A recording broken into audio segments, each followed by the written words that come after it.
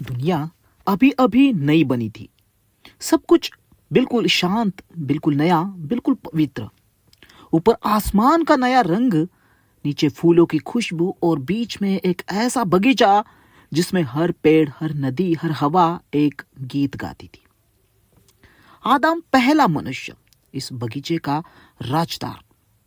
हर सुबह प्रकृति उसे सलाम करती, पंछी उसके आसपास उड़ते और नदी की लहरें उसके पैरों को छू जाती।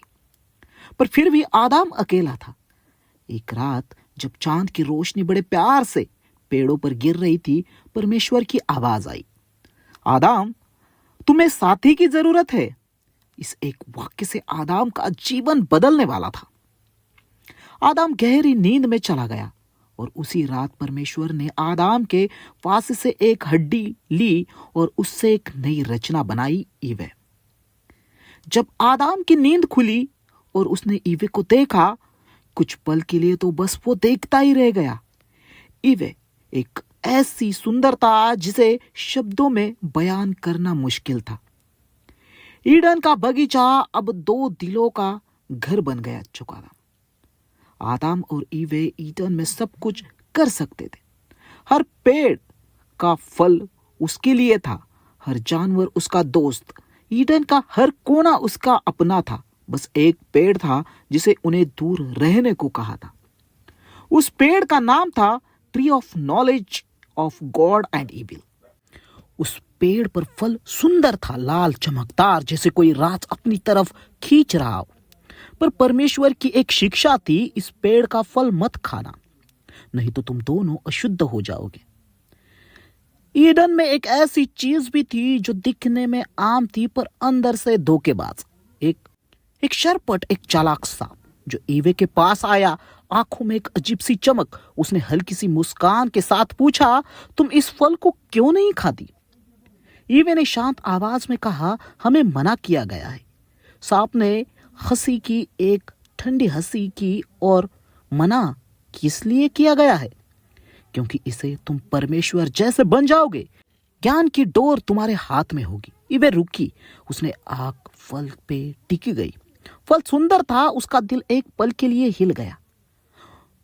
ईवे ने हाथ बढ़ाया, फल तोड़ लिया और एक छोटा सा टुकड़ा दांतों की दरमियों में उसने गायब कर दिया। एक अजीब सी शक्ति, एक गर्मी, एक बेचैनी उसके शरीर में दौड़ गई। उसने आदम को भी वो फल दे दिया। आदम ने ईवे की तरफ देखा, फिर फल की तरफ। फिर ईवे की आंखों में एक डर, एक उम्मीद, दोनों दिखे। और आदम ने भी फिर फल का एक टुकड़ा खा लिया। जिस बगीचे में पहले गीत गा रहे थे वो अचानक चुप हो गए। हवा रुक गई, जानवरों का शोर बंद हो गया। सुकून को एक ऐसा ही काट दिया। आदम ने ईवे को समझ आ गया, उन्होंने गलती कर दी।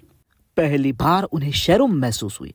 पहली बार उनको पता चला कि वो बिना कपड़ों के हैं। वो पेड़ों के पत्तों से अपने आप को ढकने लगे। शाम को जब हवा धीमी थी, ईडन में एक आवाज गूंज उठी, परमेश्वर चल रहे थे। आदम ने ईवे से पेड़ों के पीछे छुप गए। आदम, तुम कहाँ हो? परमेश्वर की आवाज में दुख था।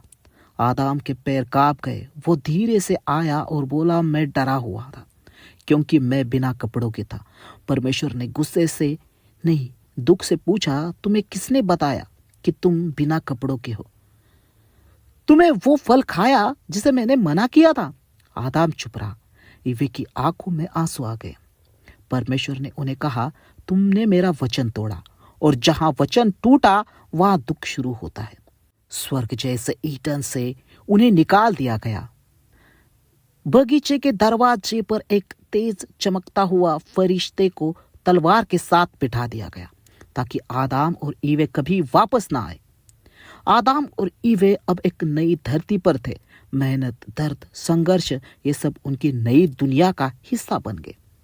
परमेश्वर ने उन्हें छोड़ा नहीं, उन्हें कपड़े दिए, उन्हें शक्ति दी, उन्हें जिंदगी दी और उनके लिए एक नई शुरुआत जो आगे चल के पूरी मानव जाति का जन्म बनने वाली थी।